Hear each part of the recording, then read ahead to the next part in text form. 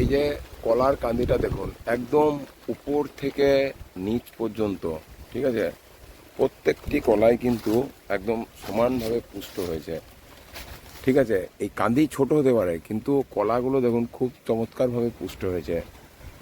এই যে দেখুন কলাটা দেখুন, একদম সুন্দরভাবে কিন্তু সমানে কিন্তু কলা, সমানে কিন্তু এই সিঙ্গাপুরি কলাটা পুষ্ট হয়েছে।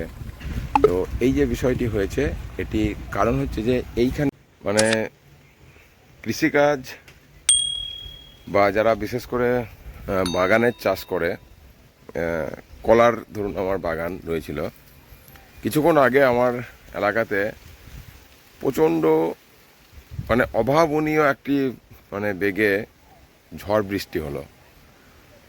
তো সেই ঝড়ে যে কি বিপুল পরিমাণে কলার ক্ষতি হয়েছে তা আপনাদেরকে দেখাচ্ছি। মোটামুটি আমার বাগানের দেখুন, এই যে কলা গাছগুলো দেখুন, সব মানে কি বলবো, ফলন্ত কলা সব। এই দেখুন সব বস্তা বাঁধা রয়েছে, পুরো 50 থেকে 60টা কাঁধ, এই যে পুরো 50-60 কাঁধ কলা আমার নষ্ট হয়ে গেছে, পড়ে গেছে। তো বাঁশ দেওয়া ছিল কিন্তু এই যে দেখুন সব কলা একদম নষ্ট হয়ে গেছে। দু একটি গাছ মাঝে হয়তো ভাগ্যক্রমে হয়েছে। তো কৃষিকাজ বন্ধুগণ, কৃষিকাজ কিন্তু খুবই অনিশ্চিত, মানে এখানে নিশ্চয়তা নেই। এই যে মানে এত দপকা হাওয়া যে দিয়েছে, এগুলো দেখুন একদম একদম পুরো প্রত্যেকটা রোতে মানে পুরো বাগান, একদম আমার শখের বাগান ছিল, একদম পুরো বাগানের প্রত্যেকটা রোতে গাছ দেখুন সব নষ্ট হয়ে গেছে।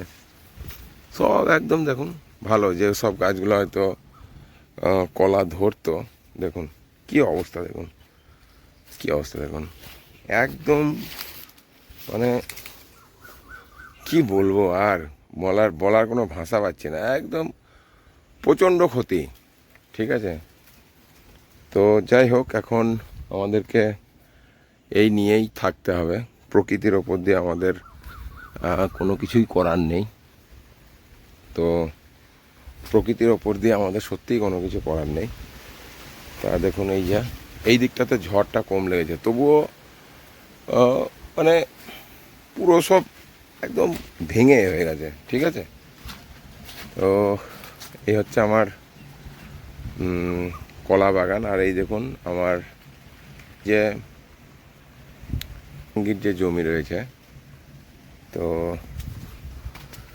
এই যে দেখুন একদম ঘাস টাস এই মুহূর্তে কিচ্ছু নেই। এই নিয়ে আমি বিস্তারিত একটি ভিডিও করব, কালকে করব, আজকে আর ভালো লাগছে না।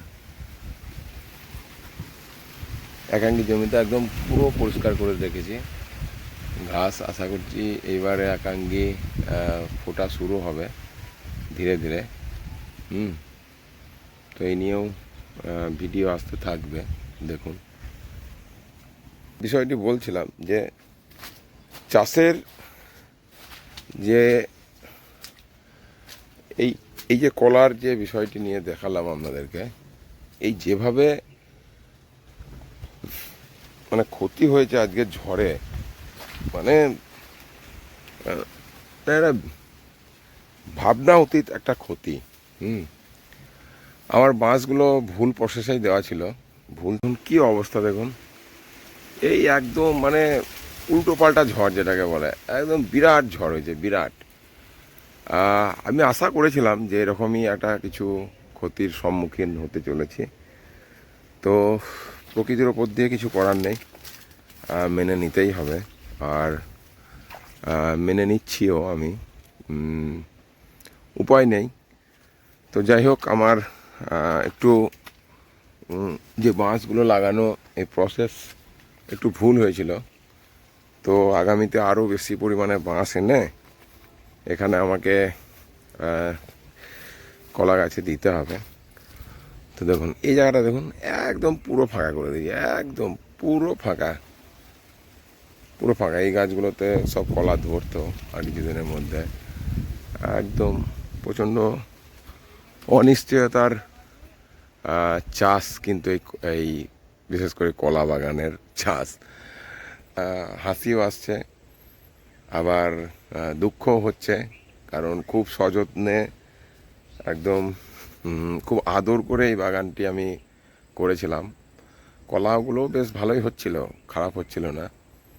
তো প্রকৃতির উপর দিয়ে কিছু করার নেই। বা বিশেষ করে আমি সেদিনকে আমাদের সরজিতের বিয়েতে রানাঘাট যাচ্ছিলাম, তো ট্রেনে দেখছিলাম যে কৃষ্ণনগরের পর থেকে বিস্তীর্ণ জমি শুধু কলা আর কলা।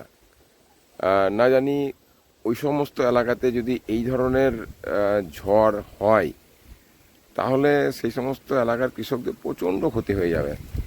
তো যদি কোনো ওই এলাকার কৃষক থেকে থাকেন, আমার চ্যানেলের হয়তো ভিউয়ার্স আছেন, তো কমেন্ট করবেন যে আপনাদের এলাকাতে এই ধরনের ঝড় হলে কী পরিমাণে মানে কলার ক্ষতি আপনাদের হয়েছে বা অন্যান্য বাগানের। দেখুন পুরো একদম